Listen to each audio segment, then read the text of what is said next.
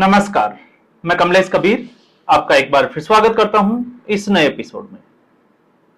आज के इस एपिसोड में हम बात करेंगे नेपो किड्स के शिकार की, क्योंकि जब से नेपाल में तख्ता पलट हुआ है तो नेपाल में तख्ता पलट के पीछे जेन जी की जो है वो बात की जाती है कि जो जनरेशन जेड आई है उसने तख्ता पलट किया।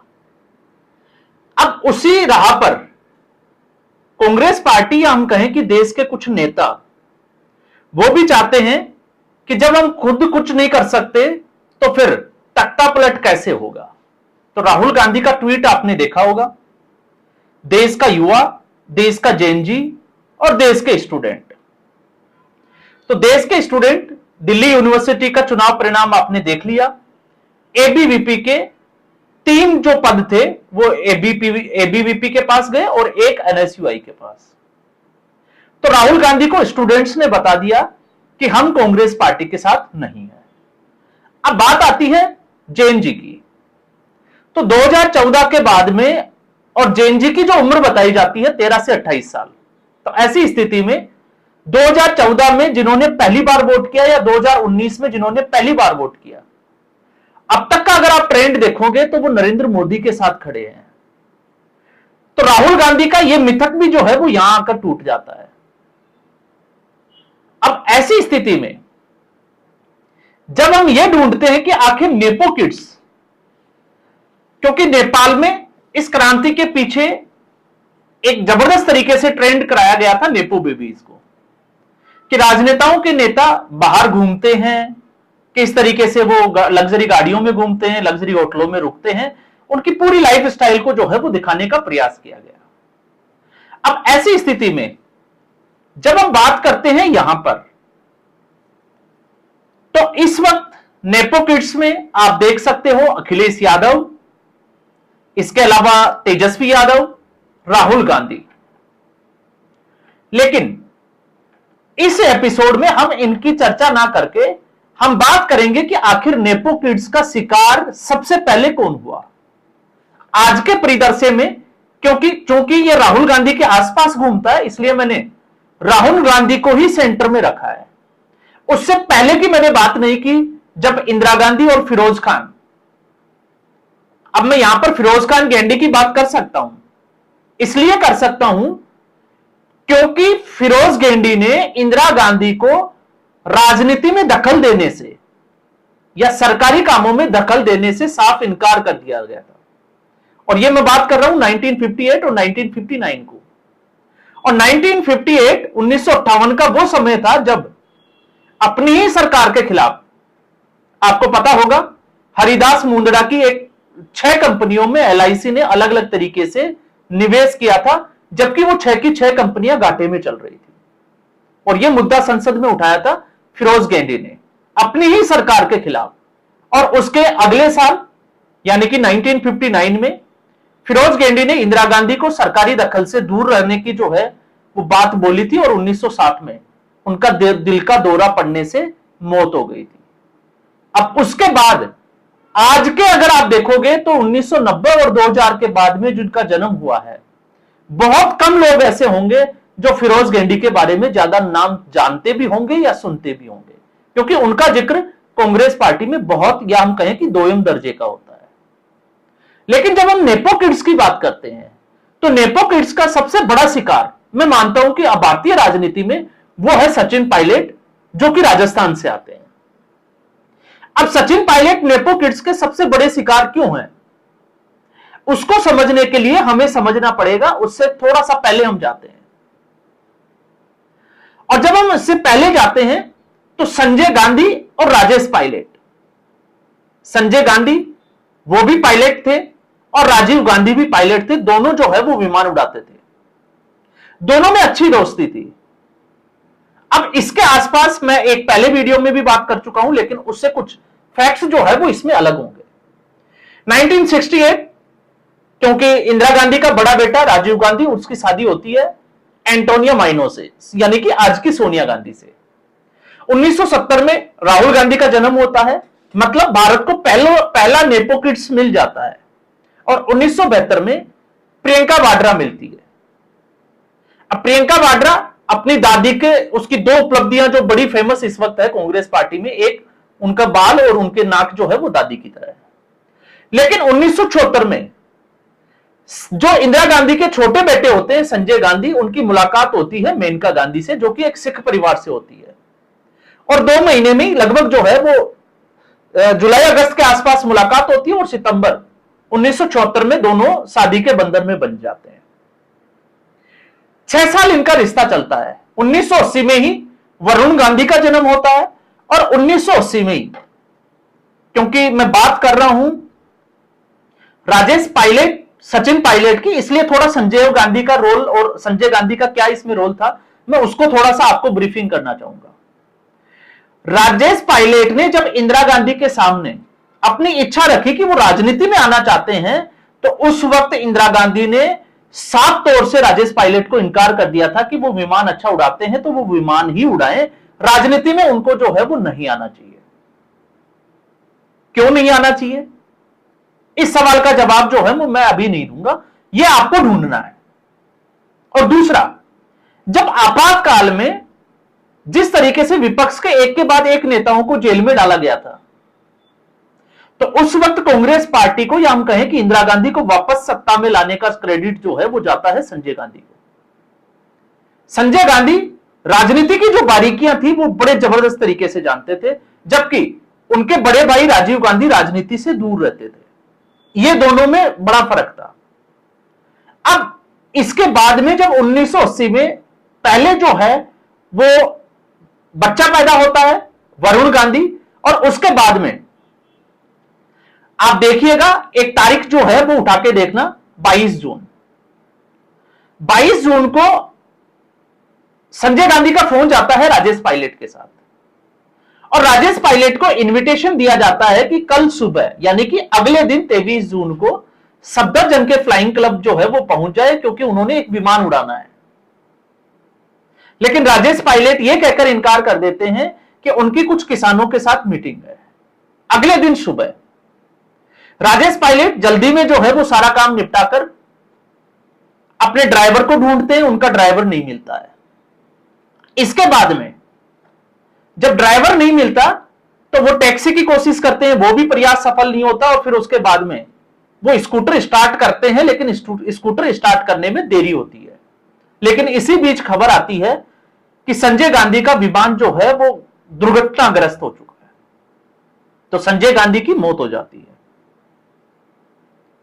अब मैं इसमें यह नहीं कहूंगा कि यह संयोग था या प्रयोग था नेपो किड्स के लिए, लेकिन उसके बाद क्या होता है, उसके बाद 1982 में, क्योंकि यह एक ऐसा समय था जब संजय गांधी की कांग्रेस पार्टी में पकड़ बहुत मजबूत थी, और बड़े नेता जो है वो खुलकर यह चाहते थे कि इसकी जो विरासत है, राजनीतिक जो विरासत है संजय गांधी की, वो मेनका गांधी के पास जाना चाहिए, उनको अब राजनीति में सक्रिय हो जाना चाहिए। जबकि इंदिरा गांधी ऐसा नहीं चाहती थी और ना ही सोनिया गांधी चाहती थी। अब मैं आपको इसका अगली स्टेप पे लेके जाता हूं, क्योंकि 1982 में एक मीटिंग रखी गई थी लखनऊ में, और यह मीटिंग रखी थी अकबर अहमद डंपी। अकबर अहमद डंपी उस वक्त संजय गांधी के सबसे बड़े और करीब नेताओं के माने जाते थे, और यह एक ग्रुपिंग चल रही थी जिन्होंने निमंत्रण भेजा था मेनका गांधी को कि वो आए और इस सभा को संबोधित करें। जबकि इंदिरा गांधी ने मेनका गांधी को राजनीति से दूर रहने की सलाह दे दी थी कि उनको इस सभा में नहीं जाना चाहिए, और इंदिरा गांधी को यह भनक लग चुकी थी।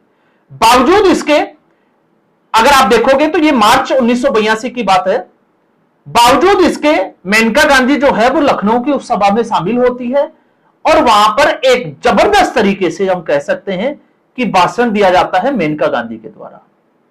अगले दिन मेनका गांधी वापस लौटती है, 28 मार्च की हम बात कर रहे हैं, 28 मार्च 1982 को। दोनों सास बहू में ज्यादा बात नहीं होती है, लेकिन यहां रिश्तों में खटास आ जाती है, और अगले ही दिन 29 मार्च को सुबह के समय मेनका गांधी को 2 साल के वरुण गांधी के साथ सफदरजंग के जो प्रधानमंत्री आवास था सफदरजंग 1, जिसका पता होता है, उससे बाहर का रास्ता दिखा दिया गया। उस वक्त के आप जितने भी जो न्यूज़पेपर है आप उठाकर देखिए, तो यहां पर सिर्फ और सिर्फ राजनीतिक विरासत की लड़ाई के चलते इस तरीके का खेल खेला गया, जबकि हम सब सुनते हैं कि राजनीति जो है वो गंदी होती है। लेकिन मामला यही नहीं रुका। अब हम आ जाते हैं राजेश पायलट के ऊपर। इसके बीच की कहानी हम बाद में लेंगे। 11 जून 2000 कांग्रेस पार्टी के सांसद राजेश पायलट, और राजेश पायलट की जिस तरीके से आपको पता ही होगा कहानियों में सुनने को मिलता है कि वो थड़ी वालों से अपनी राजनीति चलाते थे, फीडबैक लेते थे, लोगों से मिलना उनका जो है वो शौक हुआ करता था, पैदल चलते थे, गाड़ियों से चलते थे, डाणियों में जाते थे राजस्थान के और लोगों से मिलते थे। तो 11 जून 2000 को जिस तरीके से एक तय शेड्यूल था उनका दिल्ली से जयपुर जाने का, कि वो हमेशा जो है ट्रेन से जाना पसंद करते थे, लेकिन उस दिन ऐसा क्या होता है, तो उस दिन राजेश पायलट बांदीकुई से जब वो किसी एक सभा को संबोधित करने के लिए निकल रहे होते हैं तो अचानक से शेड्यूल में बदलाव आता है। मतलब एक फोन आता है, और फोन आता है तो राजेश पायलट को कहा जाता है कि आप तुरंत जो है वो जयपुर एयरपोर्ट पहुंचो। तो राजस्थान में बांदीकुई का आपने नाम सुना होगा। बांदीकुई से वो यू टर्न लेते हैं और जयपुर एयरपोर्ट के लिए निकल जाते हैं। तो जयपुर आगरा हाईवे के ऊपर उनकी गाड़ी दुर्घटनाग्रस्त हो जाती है। जब दुर्घटनाग्रस्त होती है तो उस गाड़ी में, यह शाम के लगभग जो है वो 4:30 बजे का समय होता है, उस वक्त तत्कालीन विधायक महेंद्र मीणा, इसके अलावा कांग्रेस पार्टी के जिला उपाध्यक्ष रामजीलाल ओड और 2 अन्य व्यक्ति यानी कि होमगार्ड वगैरह हम कुछ कह सकते हैं। उस दुर्घटना में राजेश पायलट और एक होमगार्ड की जो है वो मौके पर ही मौत हो जाती है। तो अब सवाल यह उठता है कि आखिर ये कांग्रेस पार्टी में क्या ये संयोग मात्र था या फिर एक प्रयोग मात्र था, क्योंकि उसके अगले ही साल मैं जब सचिन पायलट की बात करता हूं तो सचिन पायलट राजनीति में आ जाते हैं, कांग्रेस पार्टी ज्वाइन कर लेते हैं 2002 में। 2004 में जब लोकसभा के चुनाव होते हैं तो 26 साल की उम्र में, सबसे कम उम्र में लोकसभा सदस्य बनने का जो कीर्तिमान जो है वो सचिन पायलट को हासिल होता है। तो सचिन पायलट सांसद बन जाते हैं, और उसके बाद में जिस तरीके से राजेश पायलट की छवि है उसी छवि के ऊपर चलते हुए सचिन पायलट एक के बाद एक जो है वो अपनी पार्टी में मुकाम हासिल करते हैं। लेकिन इसके पैरेलल कांग्रेस पार्टी में एक ग्रुप और काम करता है, और वो है अशोक गहलोत का ग्रुप। क्योंकि अब अशोक गहलोत का बेटा वैभव गहलोत वो भी जो है वो बड़ा हो रहा है और उसको भी राजनीति में लाना है। और यही एक वक्त था जब राहुल गांधी ने भी 2004 में, तो सचिन पायलट और राहुल गांधी दोनों ने एक साथ जो है वो राजनीतिक पदार्पण किया था। 2018 में आप देखिएगा, क्योंकि उससे पहले अशोक गहलोत मुख्यमंत्री रह चुके थे। 2013 में भारतीय जनता पार्टी ने कांग्रेस पार्टी को हराया, वसुंधरा राज्य की सरकार बनी, और अब ऐसे समय में क्योंकि नरेंद्र मोदी भारत के प्रधानमंत्री बन चुके थे तो कांग्रेस पार्टी के पास चुनौतियां बढ़ चुकी थी, क्योंकि राजस्थान की सभी लोकसभा सीटों पर भारतीय जनता पार्टी ने जीत हासिल की थी और राजस्थान में बीजेपी की सरकार।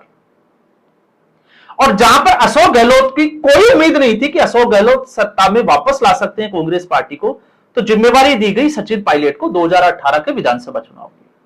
कांग्रेस पार्टी के अध्यक्ष बने और कांग्रेस पार्टी को जीत हासिल हुई। लेकिन अब मामला यह था कि ये जीत का सेहरा किसको बंधेगा। तो जीत का सेहरा जहां सचिन पायलट के माथे पर बंधना चाहिए था, क्योंकि राजस्थान की जनता सचिन पायलट को मुख्यमंत्री के रूप में देखना चाहती थी। लेकिन कांग्रेस पार्टी की हाईकमान ने सचिन पायलट के और अशोक गहलोत के साथ मीडिएशन किया और 2.5 साल का एक फॉर्मूला निकाला। पहले मुख्यमंत्री बने अशोक गहलोत, लेकिन अशोक गहलोत ने अगले ही साल 2019 के लोकसभा चुनाव में वैभव गहलोत को राजनीति में उतार दिया। अब यहां से कांग्रेस में 2 ग्रुप जो पैरेलल चलने वाले थे, एक सचिन पायलट और एक वैभव गहलोत।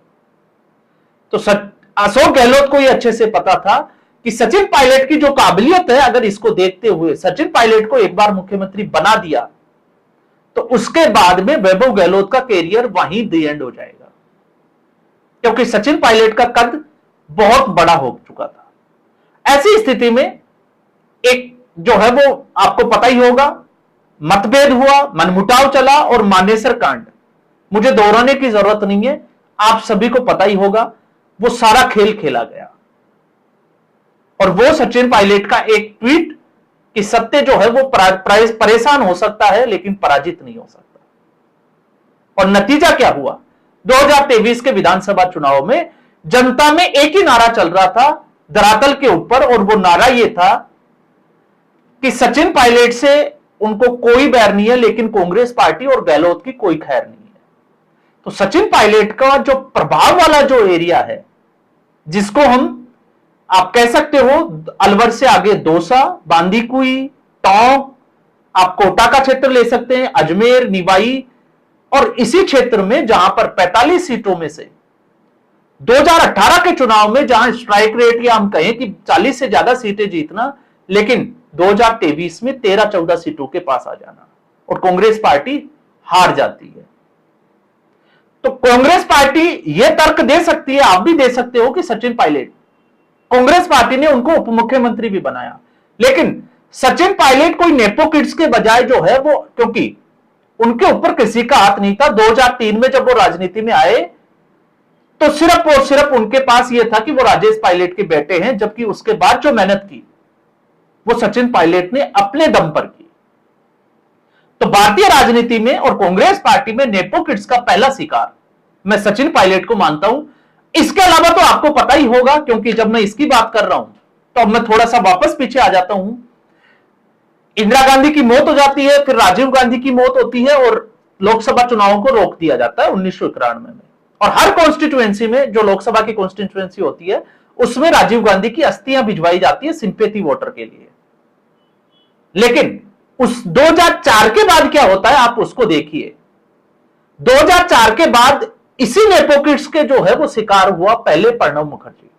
अब आप कह सकते हो कि कैसे, क्योंकि 2004 में प्रणब मुखर्जी को साइड किया गया जानबूझकर, और प्रधानमंत्री उस वक्त के प्रधानमंत्री मनमोहन सिंह को प्रधानमंत्री बनाया गया, जबकि उस पद के प्रबल दावेदार थे प्रणब मुखर्जी। और उसके बाद आगे जाके आपने देखा ही होगा उनको राष्ट्रपति बना दिया ताकि वो सक्रिय राजनीति से अपने आप दूर हो जाए। तो ये किस तरीके का प्रयास किया गया था? तो अगर कांग्रेस पार्टी ये सोचती है कि नेपो किड्स के सहारे या युवाओं के सहारे और स्टूडेंट्स के सहारे या फिर जेएनजी के सहारे वो नरेंद्र मोदी का तख्ता पलट कर सकते हैं, तो मुझे लगता है कि कांग्रेस पार्टी पहले से ज्यादा जो है वो गलत रास्ते पर अब मूव करने लगी है। और ये एक ऐसी स्थिति है कांग्रेस पार्टी के सामने जब कांग्रेस पार्टी टूटने की एक बार फिर जो है वो कगार पर है। और बहुत जल्द आपको देखने को मिलेगा कि कांग्रेस पार्टी के कई नेता जो है वो अब कांग्रेस पार्टी छोड़कर जा रहे हैं। तो जहां कांग्रेस पार्टी एक तरफ नरेंद्र मोदी से लड़ने की बात करती है, लोगों को उकसाने का काम कर रही है, तो दूसरी तरफ कहीं ना कहीं कांग्रेस पार्टी अपने लिए एक खड्डा जो है वो तैयार भी कर रही है। तो इस एपिसोड में फिलहाल इतना ही। उम्मीद करूंगा ये एपिसोड वीडियो आपको पसंद आया होगा। वीडियो को लाइक करें, शेयर करें, चैनल जरूर सब्सक्राइब करें। धन्यवाद।